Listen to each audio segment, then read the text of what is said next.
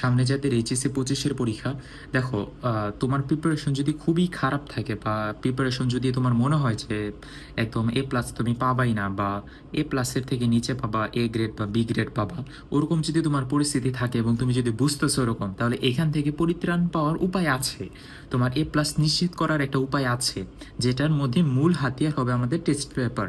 Test পেপারের মধ্যে suggestion part আছে, এবং সাজেশন পার্ট ছাড়াও বিগত বছরে আসে যে বোর্ডের প্রশ্নগুলো আছে, তুমি যদি ওগুলা অ্যানালাইসিস করে পড়ে যাও একটু একটু করে, তুমি নিজেই পড়ে যাও, কোনো ক্লাস করার দরকার নেই, কিচ্ছু করার দরকার নেই, তুমি নিজেই যদি টেস্ট পেপারটা ঠান্ডা মাথায় যদি একটু কয়েকটা ম্যাথ দেখে যাও, কয়েকটা ম্যাথের টেকনিক দেখে যাও, তাহলে দেখা যাবে যে ওই টাইপের প্রশ্নগুলো তোমার এইবার এইচএসসিতে কমন আসবে, এবং ওই টাইপের প্রশ্নগুলোই আসবে।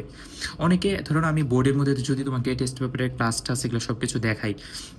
এর থেকে তোমার তুমি যদি নিজে টেস্ট পেপারটা সলভ করো বা নিজে যদি পড়ো বিষয়টা, তাহলে তোমার কাছে বেটার হবে। আর তোমার প্রিপারেশন যদি আসলেই খুবই খারাপ থাকে, তোমার বই পড়ার দরকার নেই ভাই, তুমি জাস্ট ফিজিক্সের সূত্র, ম্যাথের সূত্র, এই সূত্রগুলো দেখবা, টেস্ট পেপারটা সলভ করবা, যে টাইপের প্রশ্ন আসার সম্ভাবনা ওই টেস্ট পেপার পড়লেই তুমি নিজেই বুঝতে পারবা। এবং অবজেক্টিভও আছে টেস্ট পেপারের মধ্যে। সো ওভারঅল আগে তুমি এইচএসসিতে খুব ভালো মতো তাহলে ফোকাস করো, তোমার অ্যাডমিশন বা অন্যান্য আরও যাবতীয় যত কিছু আছে ওগুলো নিয়ে চিন্তা করার দরকার নাই। আমরা যতটুকু পড়বো কমই পড়বো, কিন্তু খুব ভালো মতো পড়বো, যেন আমরা এ প্লাসটা নিশ্চিত করতে পারি।